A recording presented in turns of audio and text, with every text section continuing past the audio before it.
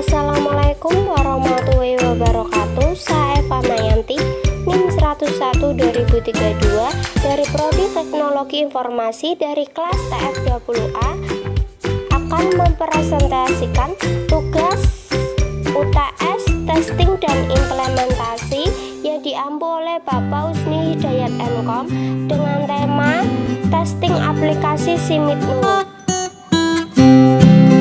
Langsung saja ke presentasinya. Yang pertama yaitu test plan. Test plan itu mempunyai beberapa rangkaian. Yang pertama yaitu overview atau ringkasan singkat, menjelaskan mengenai rencana pengujian yang dilaksanakan. Berarti bahwa kita itu mau menguji apa sih? Saya di sini akan menguji halaman login, KRS, dan display KHS dengan bertujuan mengetahui apakah aplikasi tersebut sudah baik atau belum. Dan yang kedua itu bonus atau batasan. Dalam bonus ini menjelaskan apa yang diuji dan yang tidak diuji. Contoh yang perlu kita uji yaitu mulai halaman utama dari from login dan registrasi, apa-apa saja yang perlu kita uji. Dan yang ketiga quality risk atau penilaian terhadap resiko, tentang daftar risiko kualitas yang berguna, memberikan referensi ke pembaca untuk dianalisa. Misal analisa untuk main test, untuk perbaikan atau pengembangan aplikasi SIMITNU. Langsung saja ke testing pada SIMITNU. Dalam halaman login, input KRS, dan display KHS. Dalam form registrasi yang tidak perlu diuji yaitu tidak mengisi NIM sama sekali. Yang perlu kita uji yaitu memasukkan jika NIM yang salah yang tertera dalam SIMITNU ini. Jika memasukkan NIM yang salah, formulir registrasi akun SIMITNU, maaf, NIM yang Anda masukkan tidak terdaftar sebagai mahasiswa. Jika memasukkan NIM yang benar bagaimana? Dalam saya menggunakan SIMITNU pada form registrasi, dalam menginput NIM yang sesuai dengan nomor induk mahasiswa ITS Pekalongan itu akan memunculkan NIM yang Anda sudah terdaftar di SIMITNU.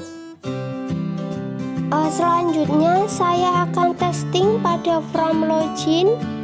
Pada form login menurut saya yang tidak perlu diuji yaitu tidak mengisikan username dan password sama sekali, dan itu tidak perlu diuji.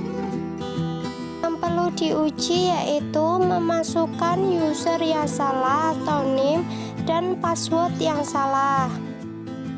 Dan SIMITNU merespon, SIMITNU menyatakan maaf, user atau password salah. Kita akan testing jika memasukkan NIM yang benar dan password yang salah.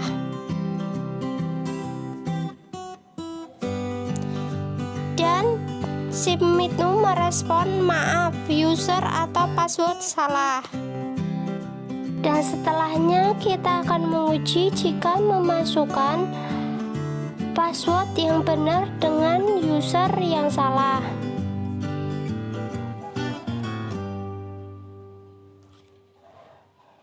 Dan SIMITNU menyatakan user tidak ditemukan. Bagaimana jika saya memasukkan user benar dan password benar? Dan SIMITNU akan merespon dan langsung bisa masuk ke halaman utama dalam sistem informasi manajemen terpadu ITS Pekalongan. Langsung saja kita testing ke KRS. Di sini maaf, periode KRS sudah ditutup. Dan hal-hal yang tidak perlu di-testing pada KRS yaitu pertama, tidak memasukkan atau tidak menginput KRS mata kuliah sama sekali. Hal-hal yang perlu di-testing pada KRS berdasarkan pengalaman saya pada saat input KRS yang benar sampai saat ini yaitu input KRS sesuai dengan semester dan hasilnya bisa asal tidak melebihi batas SKS karena dibatasi per semester dan selanjutnya menunggu di ACC oleh wali dosen. Dan selanjutnya input KRS semester sebelumnya dan input KRS semester ke depan berdasarkan pengalaman saya belum pernah melakukannya. Jadi sebab itu belum tahu apa yang akan terjadi pada fitur KRS saat ini tidak bisa dibuka karena periode sedang ditutup. Selanjutnya kita akan testing display KHS. Untuk display KHS sudah baik untuk tampilannya karena sudah berjalan semestinya pada fitur KHS ini. Apa saja sih quality risk dalam pada halaman login KRS dan display KRS? Yang pertama yaitu kekurangannya pada from login, belum adanya fitur lupa password atau fitur pengingat password. Dan yang kedua yaitu KRS. Apa sih kekurangan KRS? Pada fitur input KRS menurut pendapat saya yaitu bagian pemilihan mata kuliah belum efektif karena mata kuliah yang akan diambil harus mencentang satu persatu. Jika kita mengeklik pada checkbox dan tidak pada checkboxnya, otomatis mengulang dari awal atau kereset semua. Itu tentu melelahkan bagi mahasiswa karena super harus hati-hati dalam mencentang pada checkbox dalam penginputan KRS. Dan yang ketiga yaitu kekurangan pada display KHS yaitu menurut saya ketika menggunakan fitur cetak KHS atau print di smartphone harus menggunakan situs desktop karena fitur ini dalam smartphone belum memadai. Dan yang kedua yaitu tes desain. Tes desain meliputi yang pertama yaitu empatis. Empatis ini adalah tahap pertama dari proses desain untuk mendapatkan pemahaman empatik tentang masalah yang dicoba diselesaikan. Dan yang kedua yaitu define atau mengumpulkan informasi yang telah dibuat. Apa sih yang dibutuhkan pengguna dalam SIMITNU?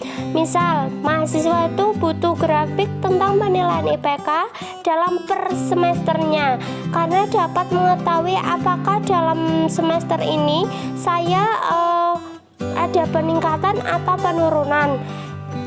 Dan yang ketiga yaitu ide designer, siap memulai menghasilkan ide dalam memahami pengguna dan kebutuhannya.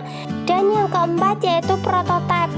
Prototipe adalah fase eksperimental dan bertujuan mengidentifikasi solusi terbaik untuk setiap masalah.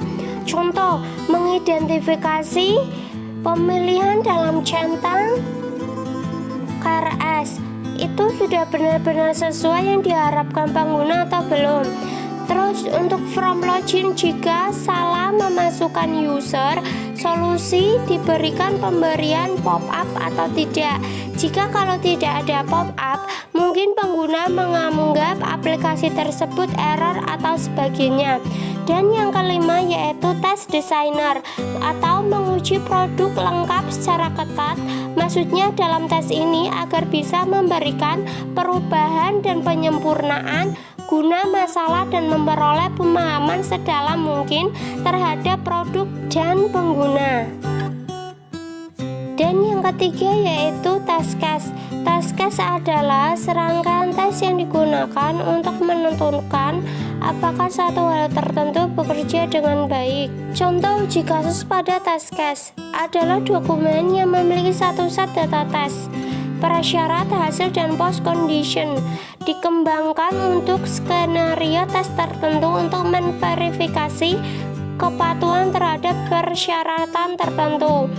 Dan parameter uji kasus yaitu yang pertama uji kasus ID, 2 uji skenario, yang ketiga uji kasus keterangan, yang keempat langkah uji, yang kelima prasyarat, yang keenam data uji, dan yang ketujuh yaitu hasil yang diharapkan, dan yang ke-8 yaitu parameter uji, dan yang ke-9 yaitu hasil aktual, dan yang ke-10 yaitu informasi lingkungan, dan yang ke-11 yaitu komentar.